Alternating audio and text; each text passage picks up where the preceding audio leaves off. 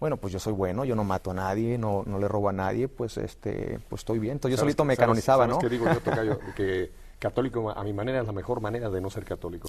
Totalmente. Es la mejor manera, y desgraciadamente hay muchos católicos que viven en ese tipo de situación, que dicen, no, yo acepto esto del Papa, yo no acepto esto, yo esto sí, y se fabrican un catolicismo a su gusto, y eso no es el camino, como tú después lo descubriste. Y yo estaba peor que eso, porque por lo menos esas personas de alguna manera sabían que estaban haciendo algo mal porque estaban rechazando algo.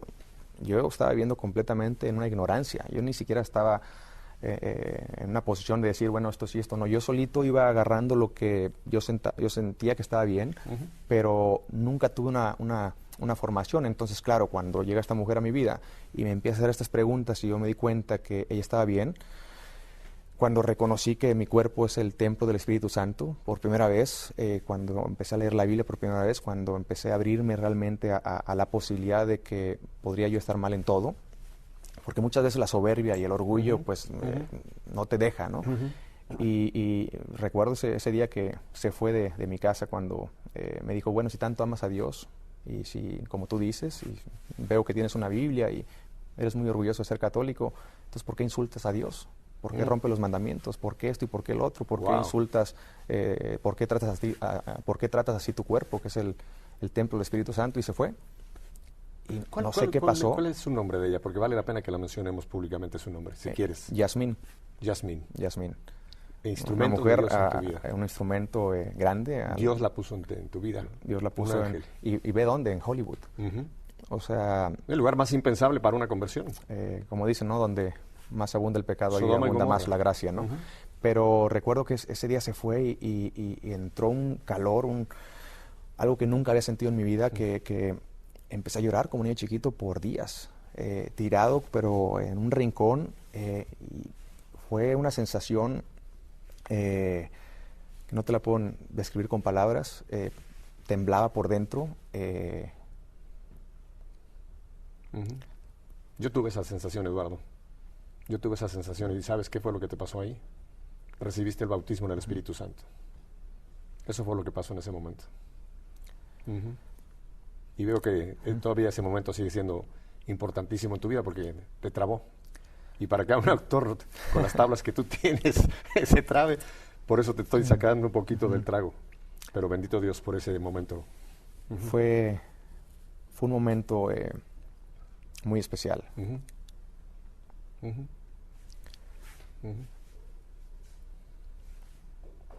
Tómate tu tiempo, tómate tu tiempo. Tómate tu tiempo, porque mira, nada más en lo que te repones.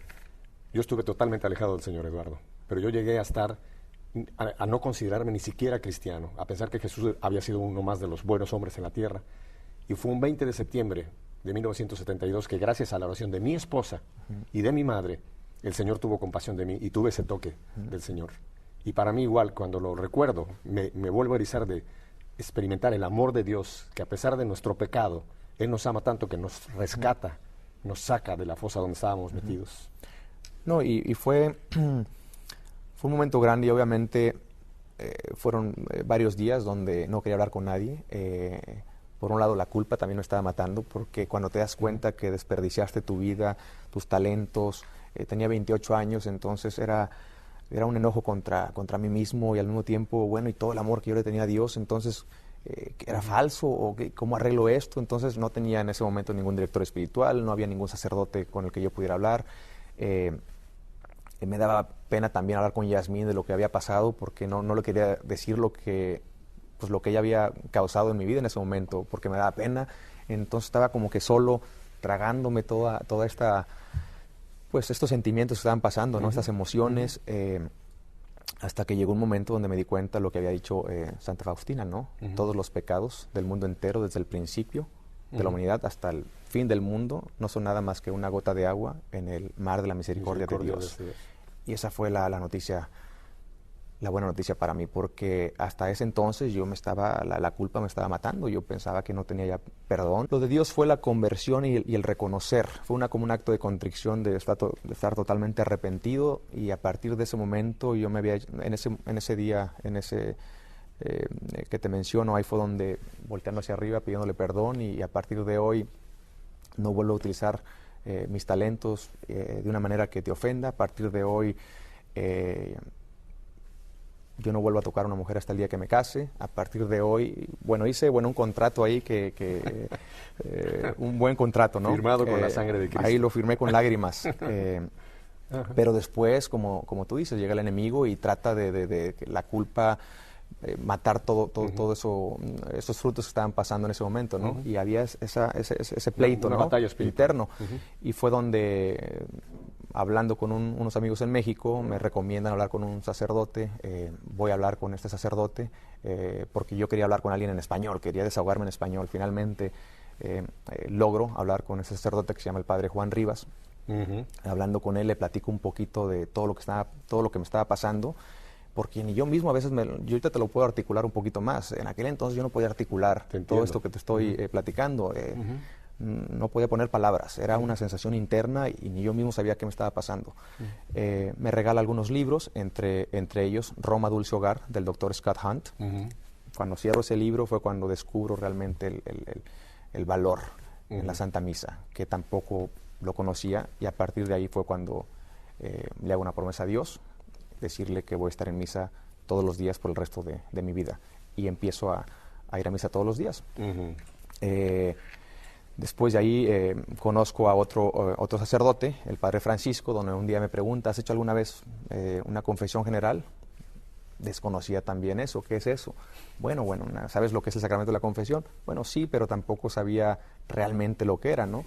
Al explicármelo y empezar a estudiar un poquito, descubriendo realmente pues el gran poder de la confesión, que no solamente tus pecados son totalmente perdonados, sino que además uno recibe una gracia especial que te ilumina el intelecto y te ayuda a discernir entre el bien y el mal, y en fin, bueno, todo esto que me lo estaba comiendo, pues empiezo a tratar de pues escribir.